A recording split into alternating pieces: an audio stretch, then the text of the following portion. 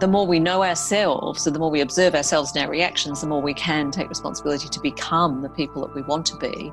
So it's all about perception and awareness, and all of these tools increase our awareness and therefore our consciousness and therefore who we are.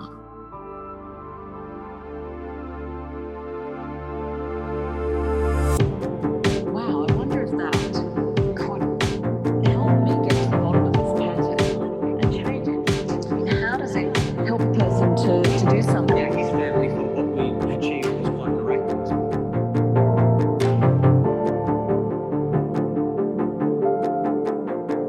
This is Coming to Our Senses.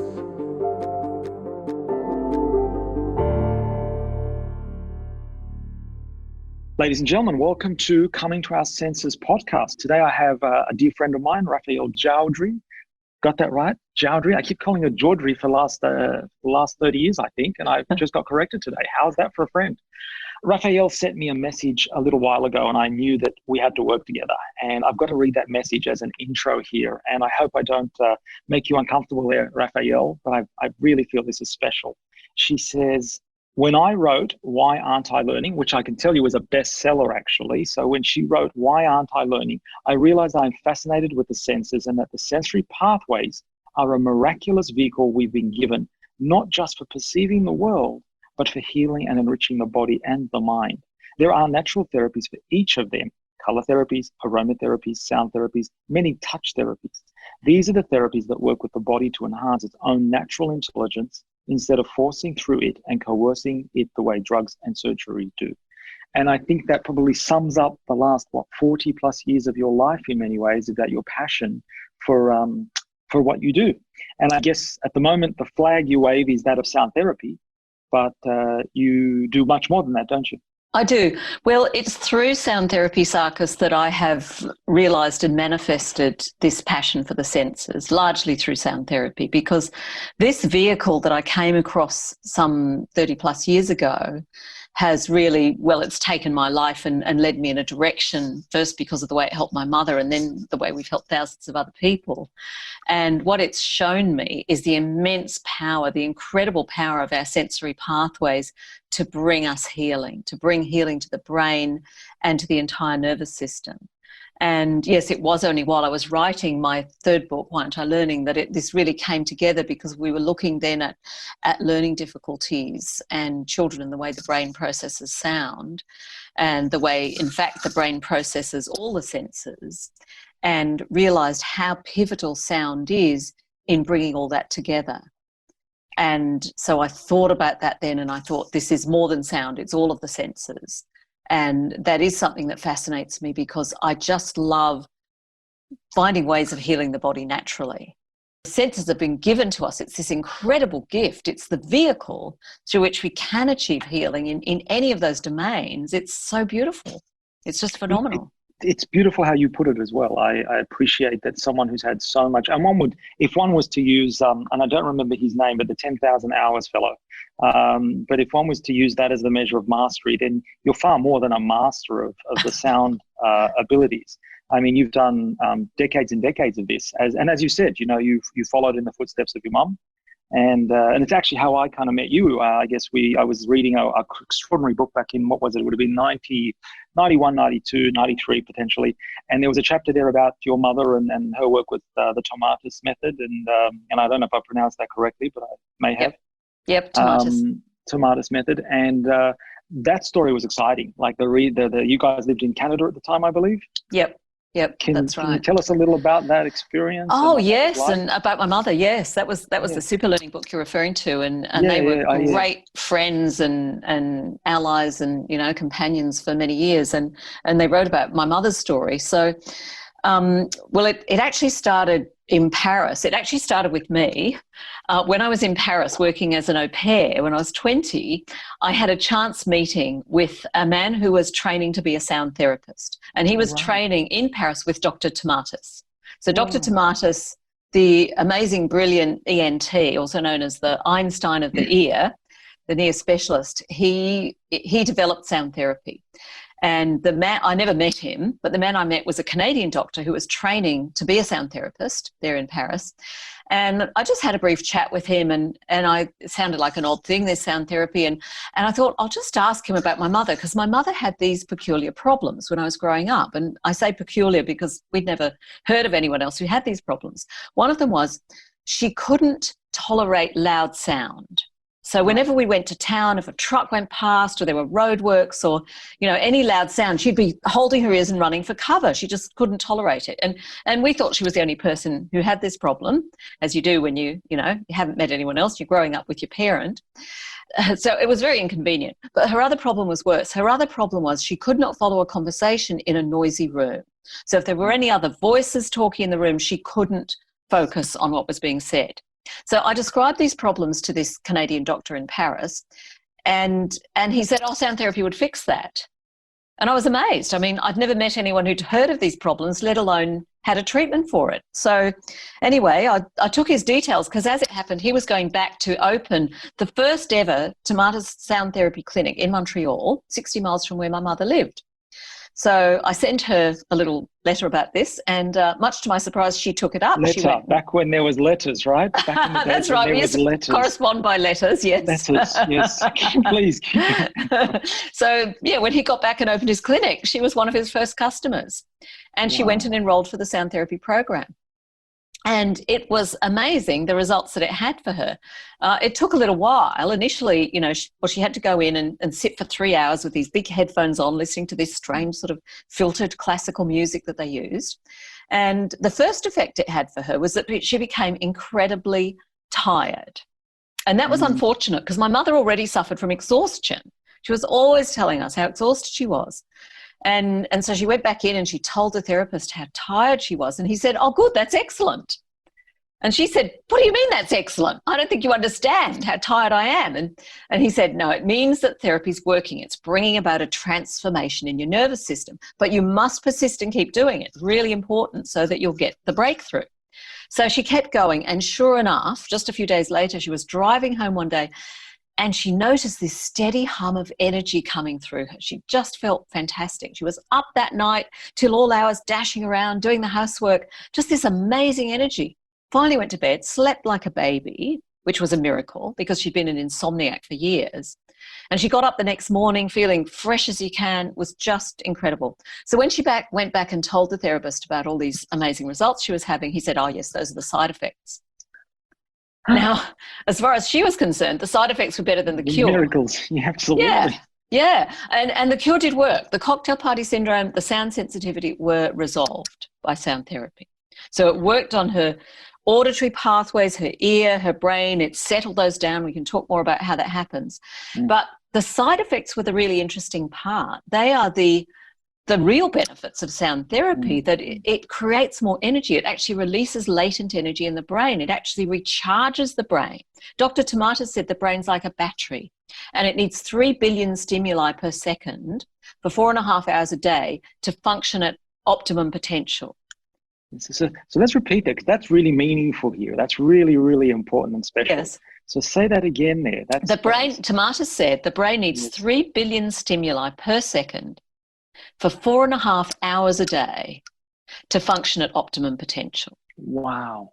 So that's an intensive recharge program. And how are we going to do that? How are we going to deliver all that stimulation for the brain? Well, he actually gave us the way of doing it, and it's high frequency sound. High frequency sound is the essence of the sound therapy method. But the thing is, you can't just bombard yourself with high frequencies and do that. It has to be done in an artful way and a graceful way and an integrative way that the body can accommodate and the mind can accommodate, that makes sense to our organism. Wow. So this is where we get off the beaten track now, because I had a list of questions, but you've already taken us to a place where it's like, okay, hold on, this is going somewhere else. I want to know what your questions were. They'll come around, around, but I'm intrigued at this, because I guess my question while you were saying that was, is there a difference between coherent signals and incoherent signals? Because I see that many people probably do get that 3 billion, whatever the number was, per hour for 4 hours, only they end up being messed up.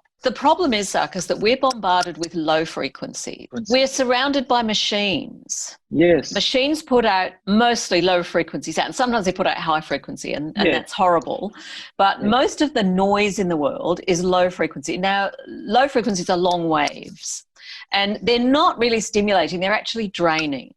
High frequencies, I often tell people about frequencies of waves, because low frequencies, the sound waves might be 100 meters or more. They're really long waves. That's why you can hear the thump of the disco in the next block when it's going late at night. Okay, high frequencies are tiny. They're teeny weeny weeny. They're like a thousandth of a millimeter. They're really, really short waves. And this is why we have to use headphones for sound therapy, so we catch those waves, because they would get lost in distance. But there are thousands of them in a tiny little space of a millimeter. So when you're listening to a lot of high frequency sound, you're getting thousands of stimuli, which the nervous system can deal with. The ear, it needs that. This is food for the ear and the nervous system. But many of us have actually shut down our capacity to hear high frequencies. We can't even let them in. They don't even get through the ear because we've been so damaged. So the process of sound therapy is the process of waking up and reopening the ear to let those high frequencies come in to the nervous system. Right. Okay. So, and then look, this is where I'm intrigued. When we talk to masters, and I would regard you as a master, there's no question, as humble as you are a master of this stuff. It never stops to amaze me how much the points that they take for commonality and for just like, well, that's no big deal, is actually the points that we as lay people look at and go, oh, what did you just say? Oh my God, that's amazing. You're like, oh no, that's no big deal. That's clear. I'm like, in just the last 3 to 5 minutes, what you said, even I, as someone as experienced as I am and know as much as I particularly think I know, I'm astounded. I mean, you've literally rewired my model, which says, oh, hold on a second. We need to immerse ourselves in these healthy high frequencies, whether they be light frequencies, sound frequencies, field frequencies. And this kind of does connect back to guys I know who do these things called PEMF, pulsing electromagnetic fields, but that's all high frequency stuff. And it's all the stuff that's causing people to heal. Whereas it's all that low level machinery, as you say, that, I mean, even in an aeroplane, I've noticed the difference between flying with a noise cancelling headset and not flying with noise cancelling headsets. And it's distinct, and my body is exhausted. There's a real draining of it, and it magnifies the jet lag in many ways. Flying with those headsets has been a godsend. It's been like, oh my God. And I must say, I suffered much like your mother did, I imagine. This is why we became friends, I think. I read this romantically beautiful story. And when I say romantic, it was this beautiful trekking to the monastery and working in the monastery with I think it was a monastery that they did this, because I think she couldn't get to some place. Yes, well, that came later, because in Montreal, you know, she had these amazing results from the program, all the side effects. And then she moved out to Saskatchewan. She moved out there to follow me, actually. I moved out there first, and then she moved there. Troublemaker. Then I moved to Australia, and there she is in Saskatchewan, the middle of the Canadian prairies, thinking, well, what am I doing here? I'm thousands of miles from the monastery, because the benefits of the sound therapy had worn off when she stopped listening. Right. And so for a few months she was without it. And then a friend said, did you know they're doing sound therapy at the monastery just down the road here in Saskatchewan? And she couldn't believe it. So she headed off there the next day. She thought, oh, it can't be the tomatoes therapy, it must be something else. But she met the monks there, Father Lawrence, and you'll read all about this in my book. And Father Lawrence said, yes, come on in. We've got the whole setup, the whole tomatoes setup. And sure enough, they had the electronic ear and the reel-to-reel tapes and the filters, the whole system that they'd had in Montreal. And they were using it there for a school they had for teenagers with learning problems at the monastery. Right. And they just let her come in and use it. So she started listening again at the monastery, and the benefits came back like that. The extra energy, the better quality sleep, it just flooded back in a few days, because she'd already been preconditioned and opened up to these sounds. Yes.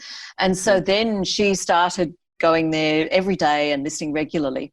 And it was through that and through her connection with the monks that she came up with the idea along the way of making it portable so she could take it home with her. and they put it on cassette tape. This was the 1980s. Yes. They had the Sony Walkman. The Sony Walkman had just come out, and it was good enough technology to get the high frequencies. It was the first time we had a high quality tape player which would render those high frequencies. And so she started listening on tapes, and we had it on tapes for years. It was on tapes when you first got it, Sarkis. Yes, absolutely. And we stuck with that for a long time. It was a good technology. But yes, what I want to say about the music and the way we deliver it is you wouldn't just want to listen to a lot of high frequency sound like machine noise or whistles or anything like that. Right. It would be horrible. It would be stressful. Yes, so we deliver the high frequencies through classical music.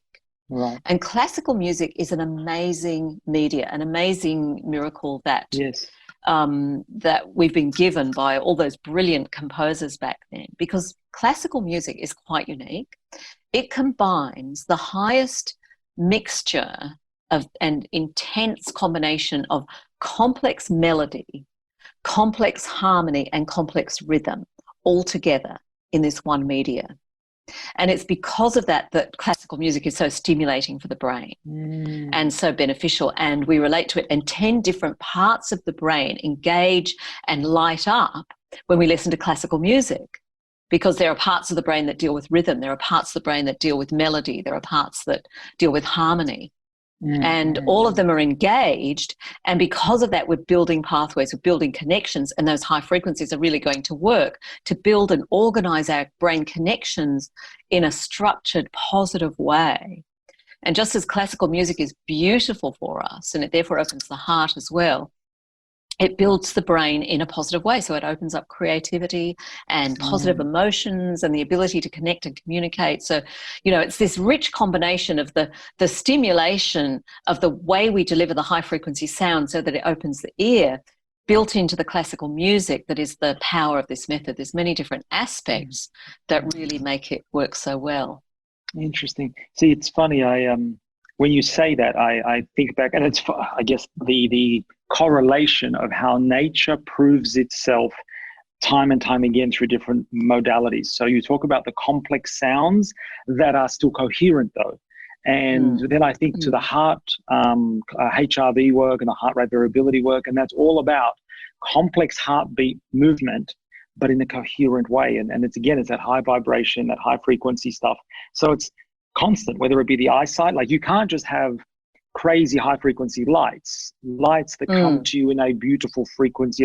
Even when we look at something out in the ocean, that is a very, like the colors of that. It's not a 4K television which is high frequency, but it will actually drain you. It'll drain your energy. It'll make your eyes tired. The blue light hurts you.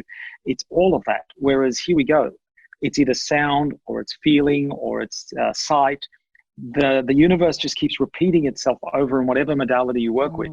And it sounds like the experience you guys have had with sound therapy has certainly unwrapped not the mystery, because the mystery's still there, but at least the application, the positivity of that. Yes. And, you know, as you're talking, I'm thinking, well, it's nature. You're talking about natural light on the ocean and the natural colours which we see in the rainbow. And with sound too, nature sounds are very beneficial. Nature sounds are full of high frequencies. You look at birds, frogs, insects, running water, all of those sounds are packed with high frequencies and complex rhythm. I mean, I love listening to the frogs when they're all in chorus and they're syncopated and they don't line up, but it's so beautiful and it makes you so happy. And bird song, so beautiful. And those sounds are healing and beneficial, just the way sound therapy is. Whereas, you know, the machine sounds that we've made, they're not alive.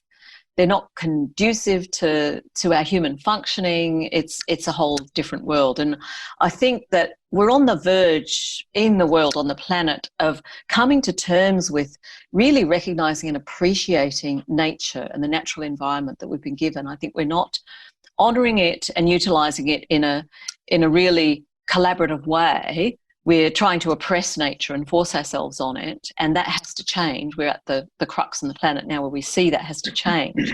And one of the areas where we need to change that is in our healthcare, so that we're using the natural systems of the body to heal ourselves rather than forcing change on the body, as we can do with pharmaceuticals, with surgery. And I'm not against those things. They're very useful in many situations.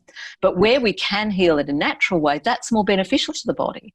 So with sound therapy, we're helping the body to heal its own way, its natural way. And that's so much better than having to force something on it. Absolutely. I think it's this interesting concept of how do you find that natural balance between, as I say, I looked at, for example, my father had a prostate scare a little while ago. Without Western medicine, we would not have known that. We would not have been able to see through that. It was wonderful for the diagnosis to come through. And then I turned to other sources, and they wanted to butcher him. They were literally wanted to pull out his prostate. And I was like, no, we don't want to do that right now. This is way too early. And so we turned to natural solutions, and that worked. And it's been what, 9 years, 10 years now, and he's in perfect state. So there is a place for Western science and Western medicine. I see that. There are places where we couldn't even hope in Eastern or in natural kinds of schools to even come close to some of the things they do that are amazing, whether it be a heart transplant, whether it be removing your appendix, which, something as simple as that can kill you. And yet we make it any old day, just drop over to the hospital and they take out your appendix and that's all done and dusted. An example that pertains to the ear of different approaches is when the ear is blocked and the eustachian tube isn't opening normally, and particularly with children, what often will happen with Western medicine is that they'll look at that and they'll say, we need to put in a grommet or a ventilation tube, which is when they make a hole in the eardrum, put a little tube in to let the air equalise with the middle ear. And that's frequently done with children because their ears tend to block more because their eustachian tube is more horizontal. But what we know with sound therapy now is that using the sound therapy program can help the eustachian tube to open normally. Because the way the eustachian tube is meant to open is through the muscles. There are 5 muscles that are around the eustachian tube that help it to open and close. And every time you yawn or swallow, that's when your eustachian tube is meant to open to let a little bit of air in or out to keep the air pressure equal between the middle ear and the outside air. It doesn't go through the eardrum, it goes through the eustachian tube, which is the tube from the ear into the back of the throat. Right. And you feel it. If you hold your nose and blow and you push your ears, you feel it pop. Yep. So when you go up in a plane, that's meant to keep equalising to change with the level of pressure in the cabin. And for people where that can't, then they experience chronic blocked ear and their ear feels blocked and their voice echoes and it's uncomfortable and they can't sing and they're more prone to ear infections and sinus problems. It's horrible, people who live with this. And a lot of children go through this and repeated ear infections. And so the surgical solution is make a hole in the eardrum, then the air can get out that way. But with sound therapy, we exercise those muscles around the eustachian tube. We retone the muscles. We give them back their natural function so the eustachian tube can open naturally the way it should and equalise the pressure, and then we don't need the surgery. So there's a really tangible example of how you can work with the body if you know how, if you have the methodologies. You've done, like, again, you've really transformed the work that was Tomatis' original work. And I know that it's become more convenient. It's become easier to achieve. At one point it was only cassettes and it wasn't going to be digital. And then digital seems to have found a solution and it seems to also work and do the job. There's been an evolution of that. Explain that evolution. Okay. So, yes, we were on cassettes for many years. That was the best technology for portable audio at the time. And then we went to CD for a while. A little bit cumbersome, the CD players.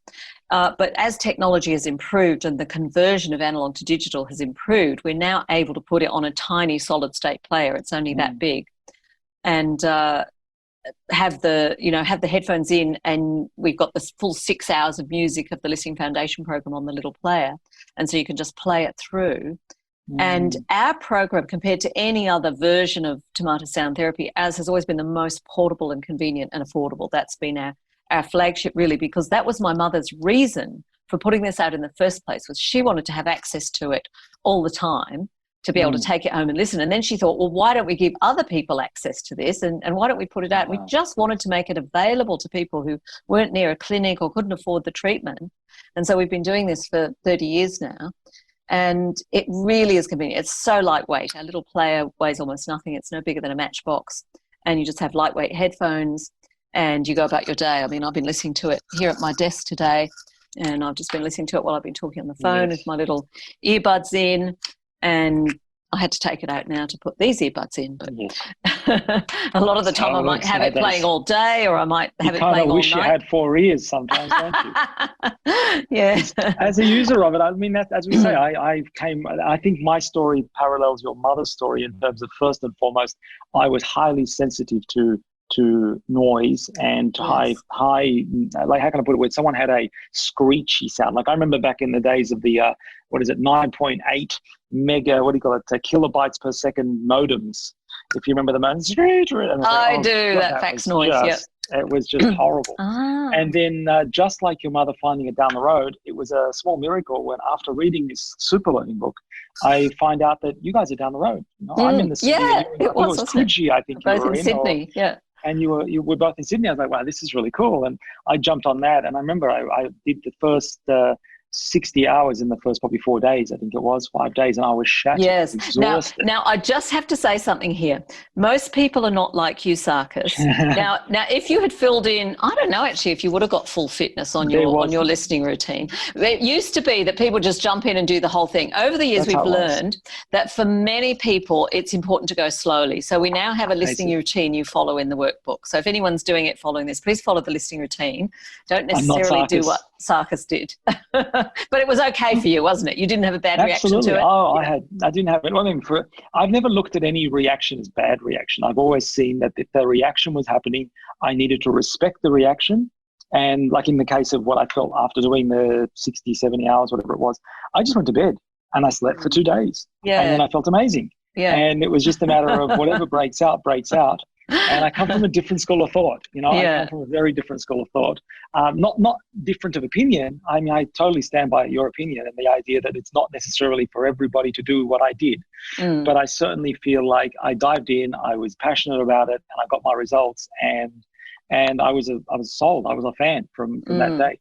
And ironically, I even went to the Tomatis people to do their full systems. And I got to say, I didn't get anywhere near the results from them as I got from your cassette. Is that right? Yes. And that was quite astounding. Yeah. Well, one of the special things about our program is that you have it with you to do in your own time, and you can do as much listening as you want once you've introduced yourself to it. I mean, a lifetime of listening is what many people do. My mother did it for her lifetime, and I am too. I've been doing it for 30 years. I wouldn't want to be without it. And our system is unique because it's so portable and you can do it forever. Most other sound therapy programs go for 3 months or something, and then they say you're finished. But as with my mother, that wasn't enough. The benefits wore off. Because, I often say to people, well, you're old enough to know you need to go for a walk every day. When we reach a certain age, we realise, whoops, this body isn't invincible.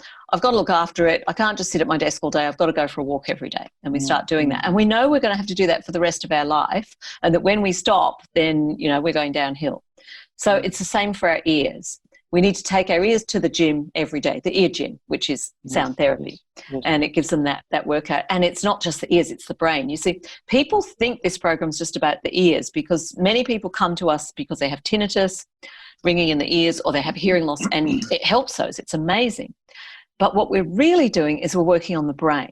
I mean, we're working on both. It is unique in that way. It's working on the ears, the brain, and the ear-brain connection. But in a way, the ear is just a way of getting to the brain, because the ear is very close to the brain. So let me just expand on something you're saying there, which I think the public may not quite take as the distinction on it. Yeah. In your eyes as a professional, as a master, you envelop the brain and the central nervous system as the same thing. When you say brain, it includes the central nervous system, I imagine.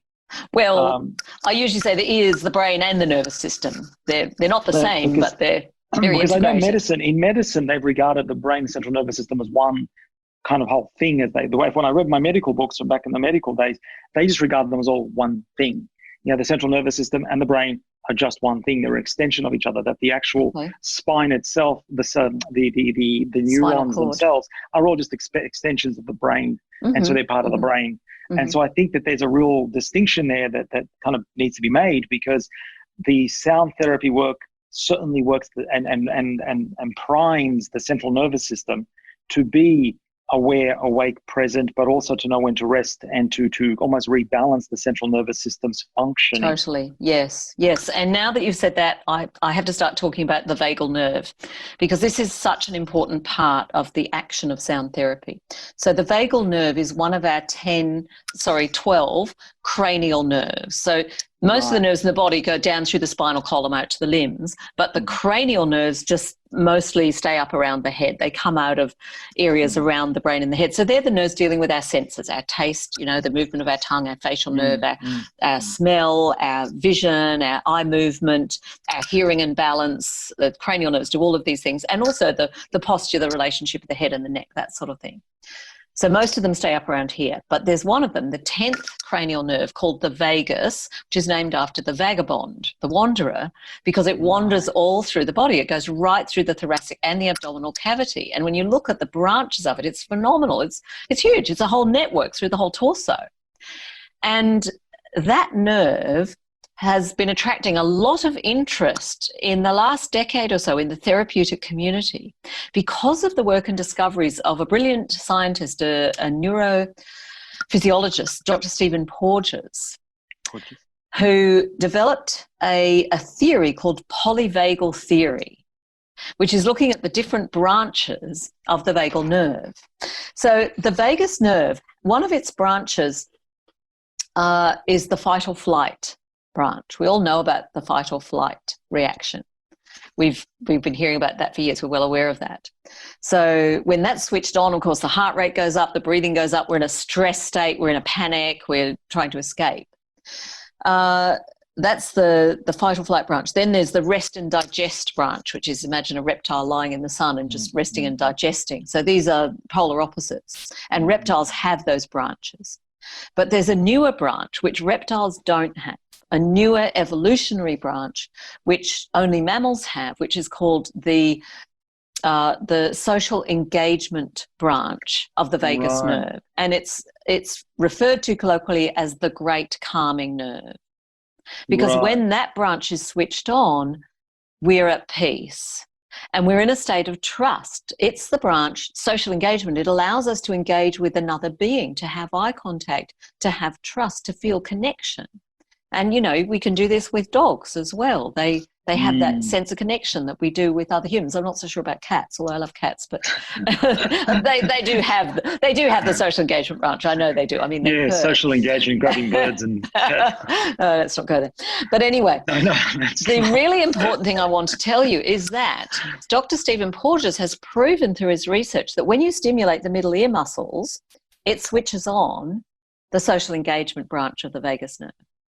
Oh, wow. It switches it on. Intriguing. So that's why I now understand, this has shown us why when people do sound therapy, suddenly their stress levels just drop through the floor, because it's turned off the fight or flight reaction and it's turned on the great calming nerve, the social engagement branch of the vagus nerve.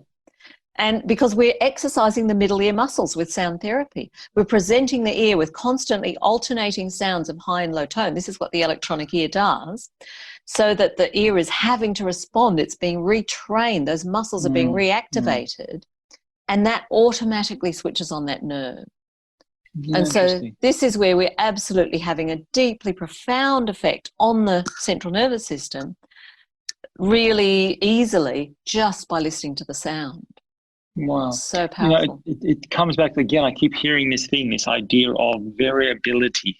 Like there's the idea that you don't just have a tune in a tune. It's not just one note or one, there's got to be variability. Yes. And whether that variability is for sound, or whether that is the heart rate, or whether that is light, or even getting up and moving. Your body in a static form eventually crumbles. It starts to get injured. It starts to do things. And they've even seen this with athletes. Athletes who continue to move in the same way, no matter how advanced they are, will tend to get injuries. And so they have to start doing cross fitness, if you will. If you're a footballer, then play tennis. If you're a tennis player, maybe swim. It's almost like there seems to be this need in the entire organism of variability. And if there isn't variability, something switches off, something begins to deaden, if you will. Fascinating, yes. And it sounds like not only is it variability, it seems to be this idea of a high frequency coherent variability.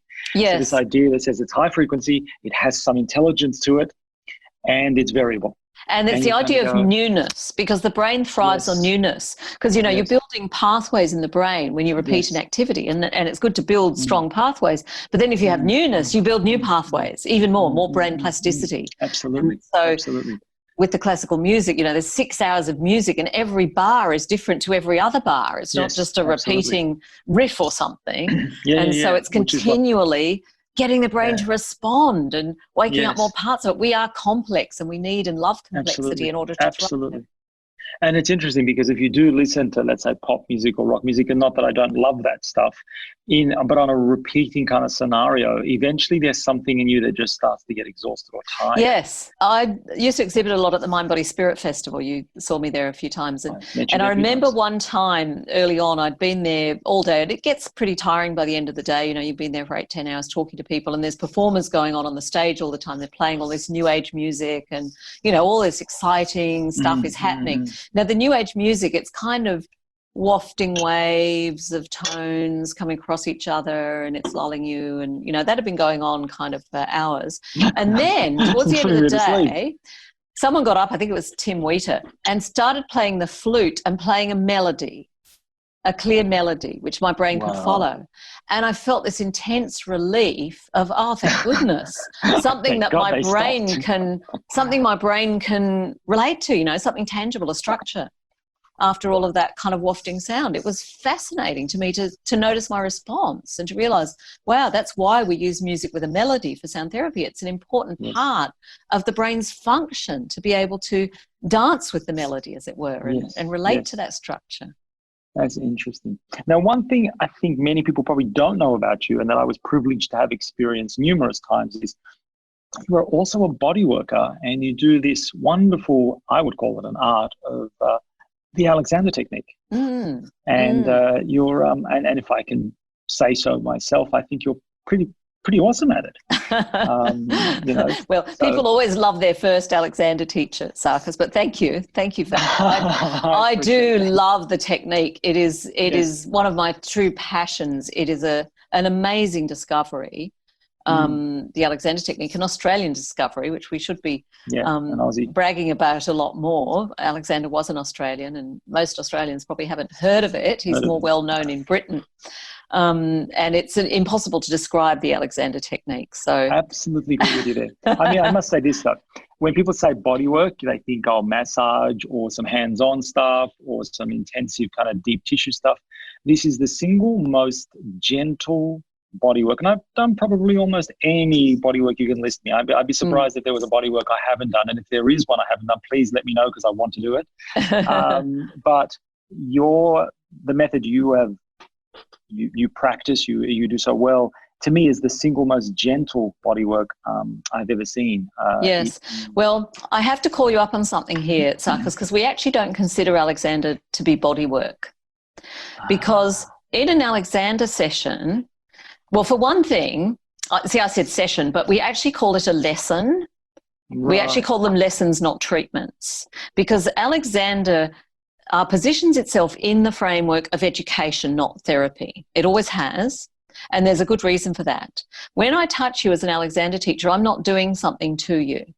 I'm inviting you to change something that you're doing for yourself. I'm communicating. I'm using my hands to communicate, to suggest, to sense, to say, think about perhaps releasing and opening this area.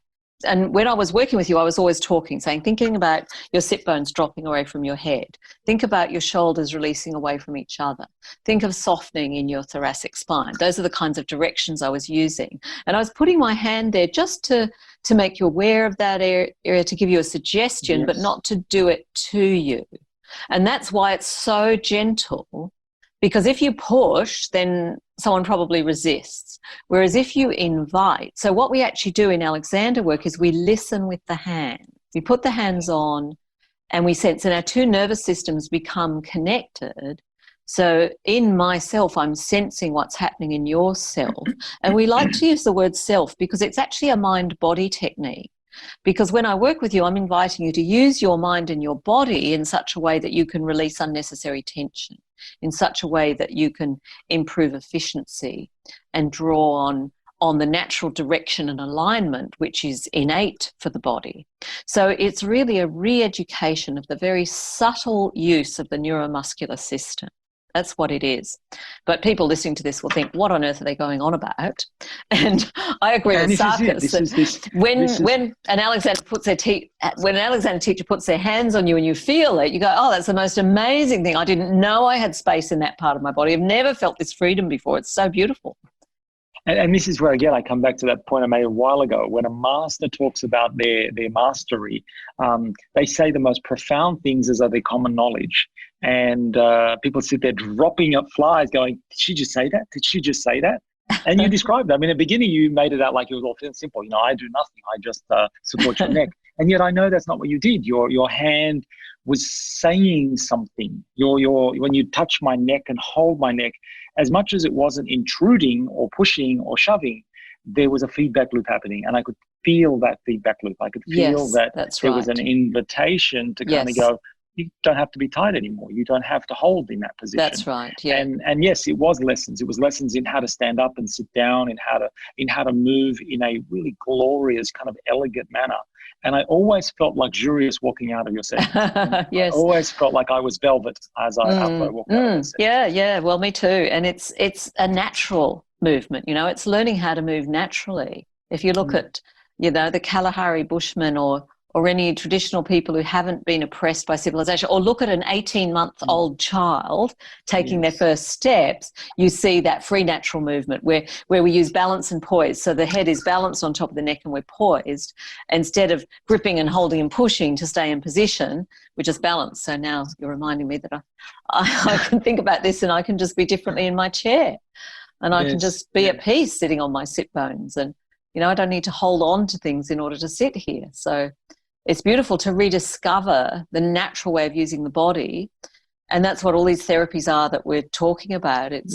It's coming back to our senses and our natural way of being and using that awareness to help us on that pathway towards healing. And that is what it feels like, isn't it? It's this idea of with potential, because when you look at the world right now, there is so much uncertainty, so much negativity, so much fear, and there's a sign of we could all end it all, we could all finish tomorrow, we're about to, and yet at the same time there is the evidence that we are coming full circle. Maybe not all of us, but a large swath of humans are coming full circle, coming to a place of personal responsibility that it's our body, it's our ears, it's our eyes. We are responsible for those things. And it's our planet. And it's our planet. Oh, absolutely. I mean, they're an extension of each other. That if I am abusing the world, it's usually because I'm abusing myself. And if I'm caring for myself, it's a small extension to care for the planet. And I do believe they go hand in hand. And this comes back to what we're saying here, which is one cannot care for themselves if one cannot hear themselves, hear that inner pulse, feel that inner body there. And we talk about the polyvagal nerve, and that comes kind of almost again full circle to this idea of when you're traumatized, these things don't function the way they should function, the way that nature had intended, the way that life had intended. And so there is blockages across the board with that. Sound therapy, Alexander, the various other practitioners that we talk about, all work towards the healing and the realignment of the human system so it can function in a more natural way and care for the planet. So I'm intrigued at your kind of marriage here between this idea of Alexander and sound therapy, because I don't believe they're that different. I believe they look different, but I would love to hear from you about your own intuitive sense of having lived the body that knows both of these things intimately for decades and decades. What's your experience? That there's these two supposedly extreme differences. You know, you put these in your ears and you listen. In this one, you've got this hand movement, and you've got. Please. Yes. Well, I suppose where they align is that it's what we've been talking about today about working with the natural systems of the body. So they're both working with the natural systems of the body, and they're both working with the nervous system, but through different senses. So one of them's working through the sense of hearing, and the other one is working through the sense of kinesthesia, proprioception, and probably the vestibular, the balance. So it's those senses of movement and touch and alignment, which we notice with the Alexander technique. And you and I, Sarkis, are both fascinated by all the therapies that use these sensory pathways. Yes. So I think, I have often thought that the truth is it's a whole and miraculous and central thing that we are all trying to reach. And there are many different ways of reaching it. There are many different pathways of finding detail to lead us towards a greater truth. And I think of the senses like that, because I think ultimate experience, ultimate consciousness is such a pure central thing. And people have written about having breakthroughs into that area where they just have expanded cosmic consciousness. Whereas what we have is sensory awareness. And different meditation techniques use a sense to reach expanded awareness. You might focus on something visually, or you might focus on a sound, a mantra, or in Vipassana you focus on a sensory awareness. So by following one of the sensory pathways, we can come to that greater awareness. And likewise, by following any of the sensory pathways, we come to the brain, which is where our seat of consciousness is. So these are all different ways of accessing that self-awareness. And there's another crossover, I suppose, is that both Alexander and sound therapy bring us to greater self-awareness. With Alexander, we are learning about parts of ourselves that we couldn't sense before because we were all locked up like this. And when we open, then we go, oh, I've got a back. I remember someone on my training course one day who'd had his spine fused and been in chronic pain for 20 years before training. And the day my teacher first put him on the horse to free up the legs, we used just a standing horse and free up the legs. And there was a release in his legs. And he said, oh, golly, I've got a bum. He didn't know he had one before. He couldn't feel it. So you start feeling parts of yourself that you didn't know were there, and they feel good. Yes. And with sound therapy, we start hearing parts of the sound spectrum and perception that we didn't know were there. So people say to us, I can hear the birds again. I can hear my grandchildren now when they talk. One person said, my hearing's open up. So I went to the dentist today and the crisp, sharp sound of the drill even made me happy. It was so good. It's funny, isn't it? But opening the high frequency hearing. So it's all about perception and awareness. And all of these tools increase our awareness and therefore our consciousness and therefore who we are. Because who are we? We're our consciousness. Yeah. And, it sounds like this opening that occurs would make all of our relationships healthier. Oh, it does. It does. Like when you do Alexander, you learn to stand on your own 2 feet. You learn to balance yourself. Amazing words. You learn say to that be again. That's beautiful. Well, you do Alexander, you learn to stand on your own 2 feet. Yeah, that's what it's about. Instead of leaning and bracing your hips and, all these other things we do. And so it's that self-responsibility. This is me. And, not you make my neck sore, but, that's interesting. What am I doing to my neck? Let me try and free that up. So the more we know ourselves, and the more we observe ourselves and our reactions, the more we can take responsibility to become the people that we want to be. And likewise with sound therapy, we become aware of our voice, the sound of our voice, and we change our attitude to communication, and we're not as reactive and perhaps not as angry.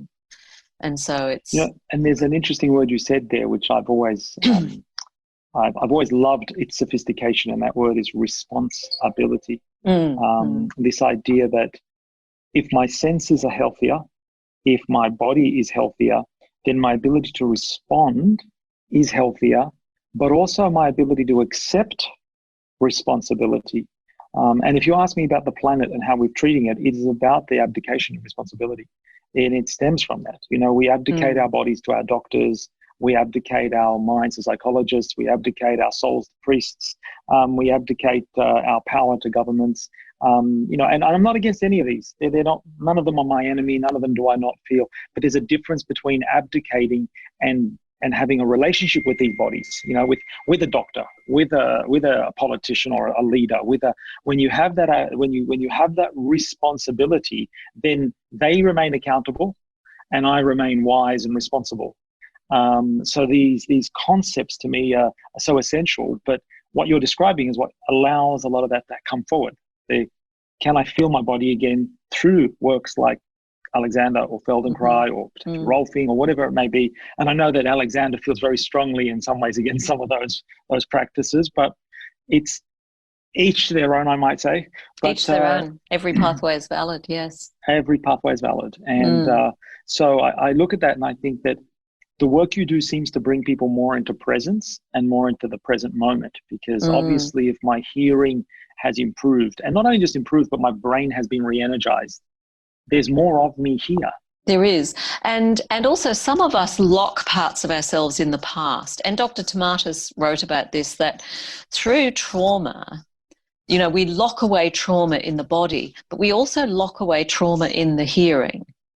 And so sometimes people will shut down parts of their hearing in order to block out trauma. For example, if there was a voice that was really negative and triggering and critical in our early life, we might shut out the frequencies of that voice because we can't hear it. And so when people go through sound therapy and the opening of the ear, it very gently allows us to reopen that perception. And sometimes some early traumatic memories might come back into our consciousness as we open the ear, just the way that can happen with body work as well. And in fact, a large part of the work of the philosophy of sound therapy is about opening to the mother's voice. Tomatis was fascinated by the relationship of the baby and the mother. And it's an interesting area because I think often we do work to enlighten ourselves about our own trauma. And Tomatis himself didn't have an easy relationship with his mother. She wasn't really a comfortable communicator. And in fact, when he was first born, he was born dead and he was thrown in the rubbish bin. And it was his grandmother who fished him out and said, we'll bring this baby to life. So, you know, it was touch and go that he even chose to stay. And then, yes, his mother was not someone that he was able to really have a close relationship with. He had a close relationship with his father.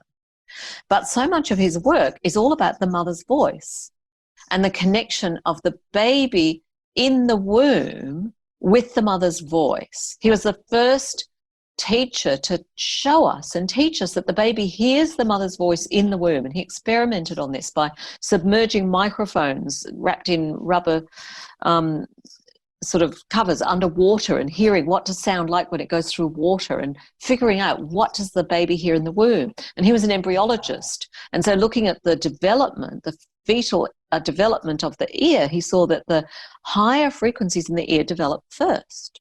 So in the womb, the first sounds a baby hears are the high frequencies.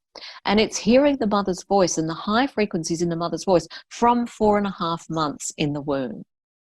And so the relationship between baby and mother is developing then, and that is building the brain.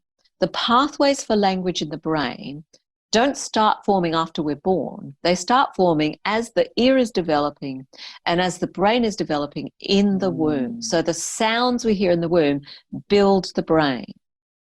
And so when you understand that, you realize how sound builds all of our relationships. All of the later relationships are built on that first fundamental one that we have with the mother's voice. And then this makes sense of why relationships change when people do sound therapy. It opens up their hearing to other perspectives, other frequencies, and they can start to understand someone where before they weren't understanding. The voices were clashing. They were closed to those frequencies. They just weren't able to communicate. And so you do the therapy and relationships get better. You're able to be calmer, you're able to perceive, you're able to understand. And so that's part of the expansion and the retrieval of more of ourselves and more of our whole social connection that can happen. So Rafaele, where would you like to take this work? What would you like to see as, let's say, if it was your legacy, what would you how would you like the globe, the world, the society to embrace this? Yes. Direction would you well, take? It's really been wonderful how sound therapy has been embraced in the last few decades, that thousands of people have used it and benefited. And what I love so much is talking to some of our customers and hearing their stories. Like a woman I spoke to today who said that her sleep has improved so significantly. She's having a deep sleep through the night, which she hadn't had since before having children. And that's just phenomenal. I hear these stories every day talking to people on the phone. And I just want more of that to happen and more people to know about sound therapy and more people to do sound therapy, because all of us have ears. Everyone has ears. And I love to say sound therapy is for anyone who has ears, because people get the idea of, oh, it's for someone who has tinnitus or someone who has oversensitivity to sound or someone who has learning difficulties. And sure, it will help those people, but I use it because I have ears. I didn't have any of those problems. And Well, you did Neither have did some I. sound sensitivity, but A little bit, yeah, yeah, but a little mainly bit. But you it used it wasn't the just reason to, I chose to do it. yeah, I didn't no, it was choose to it because of the enhance sound. your Yeah, being and yourself. absolutely. And I want more Absolutely. people to do it for that reason and every other reason there is, because we all need this support through life. So I really just want to bring it to a wider audience. My mother's original vision of let's make this accessible to everyone. Everyone can benefit from this. And that would be wonderful. So for it to be really widely known, that's my vision. That's really what I'd like to be known for. But I suppose there's more than that, Sarkis. Yes, this is one modality that people can use that can help them. But I suppose what I really want is for us as a species to make a conscious shift about our relationship to nature. And that includes our relationship to our own body, so that we are working in harmony with this beautiful body we're given, which is part of nature, but also with the whole rest of the beautiful natural system that we have on the planet, to learn to be responsible for our role as custodians and participants in the whole thing and bring it all to balance in a natural way, using the natural systems, not forcing. And, you know, all of the sensory therapies that are available are part of that. And as we become more aware of ourselves, we can become more responsible for others and the whole society. So it's a big vision, but that's where it leads. I hear you there. Do you feel there's an ever a likeness or a potentiality that this could become a standard school-issued experience? Sound therapy? Yeah. Possibly. I don't know if institutions are the main pathway for it. It has been used in some schools and it's been fantastic. But I like seeing it used in families where every child has their own program and the parents use it as well. So, look, I think both. I think I would love to see every family being aware of it and using it and offering it to children before they go to school. The earlier, the better. Children at age 3 begin to develop their imagination. Sometimes they start to have dreams and they need it, but even younger, particularly if there's any developmental issues. And in fact, mothers listening when they're pregnant is a great application for the therapy, because if the mother's system is calmed and her vagal nerve is calmed and, you know, she's in that social engagement state instead of a reactive state or something, of course, the baby's part of the mother, so it's already working on the baby. So it's really a cradle to grave method. People use it in palliative care. It's very comforting for those who are sick and ailing, so at every stage of life. So I'd really like it to be something that everyone's aware of and they turn to, just the way we turn to, say, doing exercise, going to the gym, eating a good diet, for it to be part of life in so many sectors. That's astounding.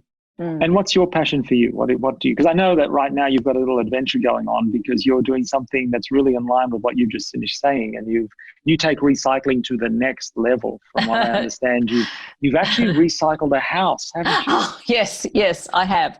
Yes, my partner and I have. Well, I'm part of an eco village on the Central Coast, Narara Eco Village, and that's all about living more sustainably, more in harmony with nature, and having a community, a focused community, a sustainable community as well, because so many people are sad that they don't know their neighbours and they feel alienated in the world that we've created. And having more local focus is good for us at the community level, and it's good for the environment. We don't need to travel as much if more of our needs are met in our local community, and a small human-sized group. So we're a couple of hundred people there with, 40 or 60 children. And everyone's building a sustainable eco home using solar power and passive solar building and practicing organic growing and growing our own food.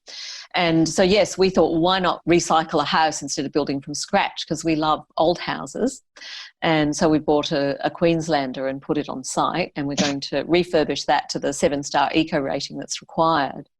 And it's all part of, living our dreams, living our beliefs, and creating a better way of living as humans, where we can just be more in tune with nature, so that we're letting nature warm the house and cool the house, building close to the ground, designing it for the seasons, for the sun and where the shade is, so that we don't need to spend as much money or burn as much energy to heat and cool the house, and living in harmony with our neighbours. So yes, that's my passion for where I'm living, and educating about that and bringing more education and awareness to the world through that centre there. So it is that. I mean, I go back and I say, this work that you've done brings on responsibility, and here's an example of you living that responsibility and doing it. And it doesn't sound like you're what's the word? If I hope I don't offend anyone on this call, but very often I hear people talk these ideas, these conservative conservation ideas, and they sound very forced. They sound very sacrificial. Whereas yours sounds really natural, like this is a natural way of being, and this is a natural way. This is we've progressed to a place where that's our desire. We really want that, and it's natural. It is a progression and a coming together. And actually, Sarkis, I'm going to share with you a realization I had this morning, because I was thinking about a criticism that's sometimes leveled at the environment movement or, eco communities, but we don't want to go back to using the horse and cart and living like peasants. No. And, we all like our technology. And yet when we look at the planet and we think of the word technology, we think, we've wrecked a lot of things. We're spewing out fumes. We've wrecked our own atmosphere. We've wrecked our oceans. We've filled it with, we know that technology's gone wrong. It's given us a lot of things we want, but at what cost? Can't we do better? And then we look at traditional societies that were there for many thousands of years before the last 200 years, before the Industrial Revolution, and we see beautiful things like the sense of connection everyone had with each other, the unique culture, the singing, the music, the weaving, the arts, the beautiful foods. There's so many beautiful things about traditional cultures, which we feel terribly sad to be losing a lot of that as Western culture takes over. Absolutely. And yet when we look at those traditional cultures, we also see oppression and deprivation and, maybe violence and control and lack of opportunity. So we see good things and bad things in the traditional cultures, and we see good things and bad things in our modern culture. And for some reason, we seem to think we have to choose between the modern culture, whether it's good and bad, or the traditional cultures, they're good and bad. And I just realized this morning, hang on a minute, let's choose the good things from the modern culture and the good things from the traditional cultures and put them together, and let's stop doing the bad things. We're supposed to be intelligent. Can't we do that? I think we can. We can. I completely agree. I mean, I look at this COVID experience, and it's really, I live in the city, and it's really shown up what the city can be like when there isn't that rush. And look, I believe it's a trauma-based desperation that we've been in for so long before COVID. And so people are rushing around with their heads cut off, carrying on, et cetera, et cetera. And yet now I'll go down to the corner park, and I've never seen so many people in the park. And it feels so family-like, and everyone's running and, throwing weights around and doing a little bit of this and that. And there's a real beauty about that. And you walk into the city, and it's not manic and it's not crazy, and it actually looks really attractive. It's like, wow, the city's really beautiful when there's no one in it. There've actually been some good things that have come out because of COVID. Absolutely. There've been some good things that have come out. Less travel. We're putting less stress on the environment. People are at home. They're having time with their families. People have had time to look online for healing methods that they want to use and ring us up and talk to us. We've noticed that. Yeah. And we've become more conscious about a lot of things. So and look, without being controversial on stuff, I look at it and I say, as Australians, we've dodged some bullets on so many levels when it comes to COVID. Yes, there are people that have lost jobs, businesses have shut down, economies have hurt. But if I'm to look at this in the natural terms of nature, nature has winters and springs and summers and autumns, and yet our economy hasn't had that. Our economy has grown unabated for decades. And the only thing that grows unabated in this world, in nature's world, is cancers. And so the idea that we've had to have a forced contraction, I believe, has probably saved our economies. It's probably saved our people, because I don't doubt if it had continued to grow the way it was growing, it would have been somehow self-cannibalizing. And so, yes, look, whilst I'm saddened for those who passed and saddened for those who have suffered, unfortunately, one of us is always going to suffer in some situation. There's unfortunately going to be a loser in every game. There'll be a team that wins the medal and a team that loses the medal. And we grow and learn from both sides of that spectrum. There have been days where I've been the loser in the competition, and I've had to go back and lick my wounds and work out what I did or didn't do and what I needed to do to fix things up. And in accepting responsibility for my life, that made me stronger, made me better. And so I look at that, and I come back to what you're doing, and I'm super excited at this idea of you've taken a house from southern Queensland and you've had the courage and the joy to kind of say, we're going to put that on the back of a truck and we're going to trek it down and we're going to put it in this kind of community environment, and we're going to work. We're going to do our job, and it's going to be our little place in the world. And I've seen the pictures of it. It's not a little place. It's a decent sized place. It is. And I look at that and go, yeah, wow, that's so invigorating. It's such a wonderful concept to see that can actually happen in this modern day and it's not like, you're a successful woman, you've done well, and it's not like you have to do that because, well, oh no, I can't do anything else. You're deliberately choosing. You have means, but yeah, you're still deliberately choosing to go, hey, you know what? I'm going to go and get this house from whatever, it's 70 years old, 60 years old, the house. 100 years old, we found. 100 years old, wow. Yep. And we're going to work it. And I'm like, wow, that is such a, what's what I'm looking for, I guess, a flag bearer for a different way of living. Yes, well, that's the purpose of this community really, is to create a model and show how we can live with less consumption, less unnecessary consumption, but more quality of life and more connection. And so it's along the lines of what I was saying. Let's choose the best of our society, the best aspects, and reduce the negatives. Yeah, and you say, and what it comes back to full circle is what we talked about earlier, because I look at it and say when our outer environment is not demanding of us, or we are, exaggerating our desires of our outer environment. I have to have the 20-bedroom home, the mansion that they show on MTV, and I've got to have this and I've got to have that. We can come back to ourselves and we can come to our senses, as we say, and begin to really feel the experience of what living is about, as opposed to this idea that life is this external thing that happens and it's measured by my vehicle or by the people I am partnered with or the things I've achieved, instead of the intimate, deep level experience of my being that then changes my relationship. Because when you come from that place, I could imagine that you would prefer to be in the ocean than to be on the cement, that you would rather be walking through the trees than hanging out with the skyscrapers, that there's a joy in your own presence than in this artificialness. I'm not knocking it. I think there's a place for it. There's always a place for it. But it's in that awakening of these senses, of bringing them back to health, that brings our identity and our self back to health, which means we can treat each other with kindness and dignity and maybe heal this planet from the centuries-old traumas that are generational and the sins of our mothers and fathers, our grandfathers and great-grandmothers. Yes, it's time. Yeah, it is time. Yeah. Rafaele, it's been an absolute pleasure. I probably have a stack more, but I think we need our little listeners off the hook for today. I'm sure we'll have you again on real soon. And if they want to reach you, how do our guests kind of find you? What's your they can find me at our website. It's mysoundtherapy.com. Okay, mysoundtherapy.com. Yep. Beautiful. Thank you, Rafaele. Thank you, Sarkis. It's been a real joy. Thank you. Pleasure. Absolutely.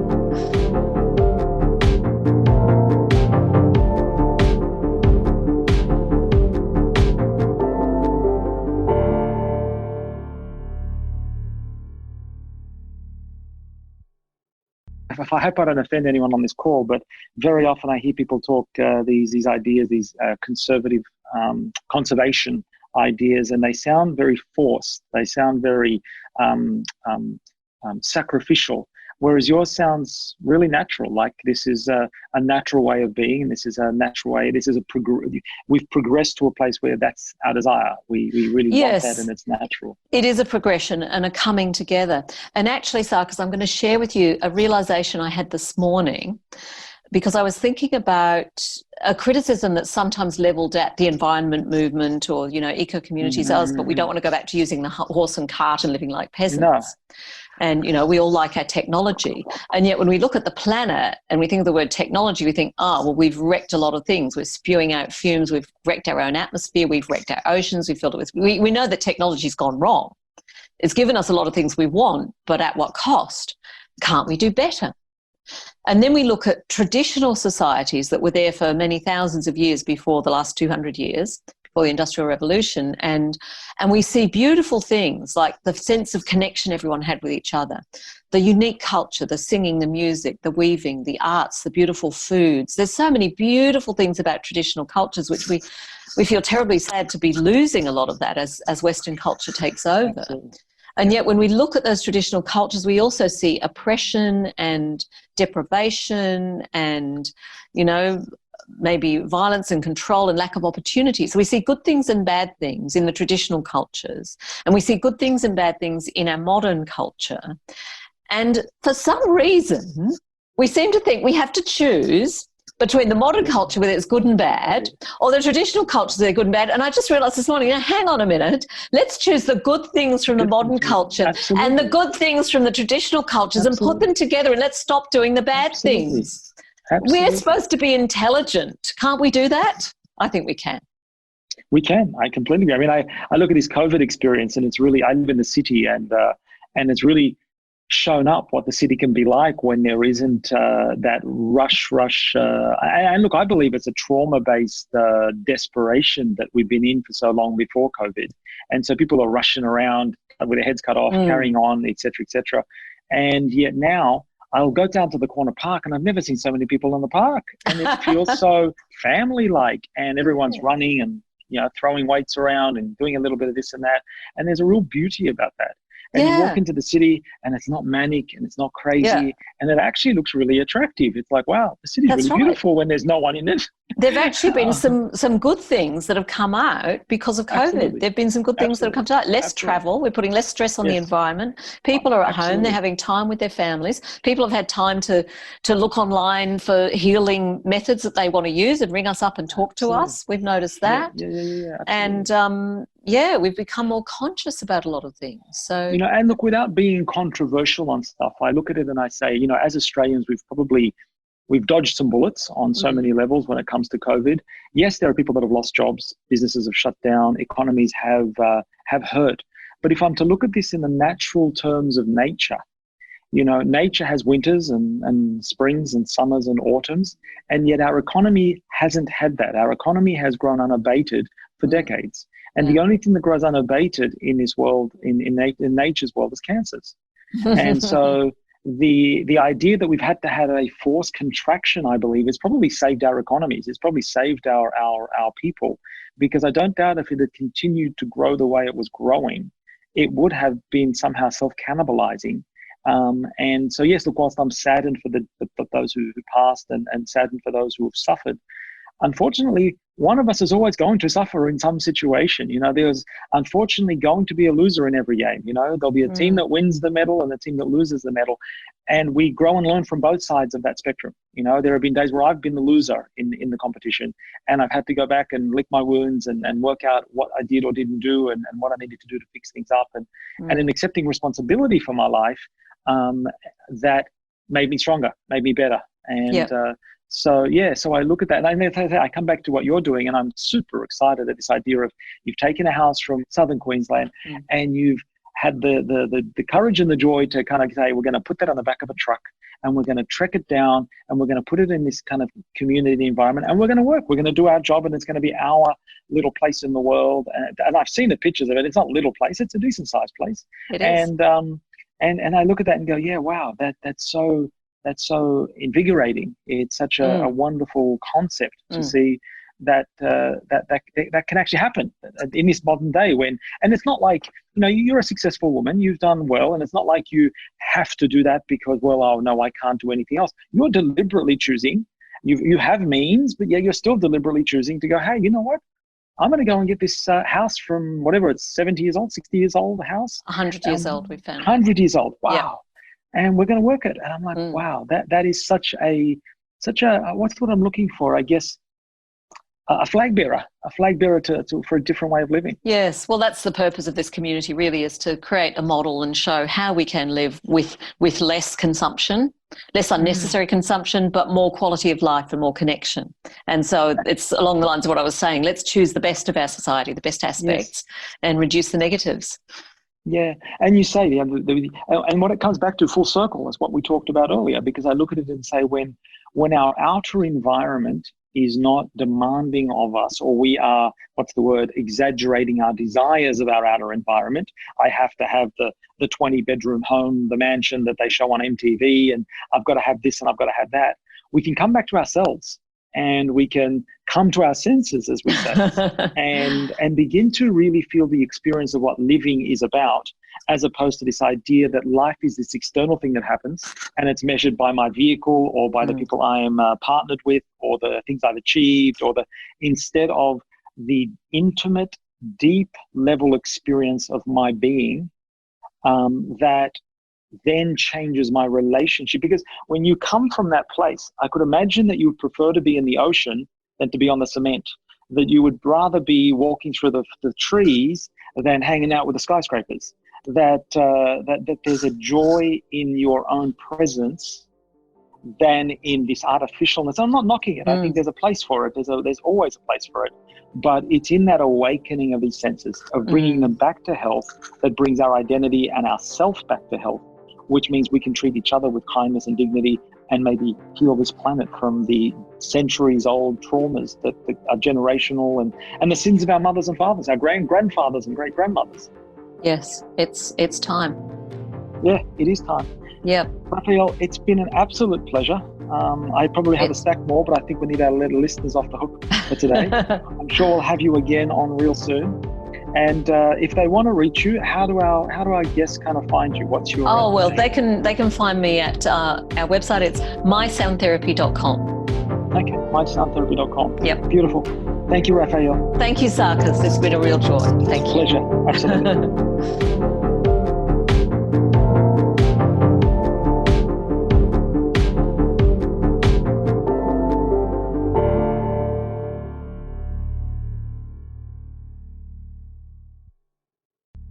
But it's in that awakening of these senses, of bringing them back to health, that brings our identity and our self back to health, which means we can treat each other with kindness and dignity and maybe heal this planet from the centuries-old traumas that are generational and the sins of our mothers and fathers, our grandfathers and great-grandmothers. Yes, it's time. Yeah, it is time. Yeah. Rafaele, it's been an absolute pleasure.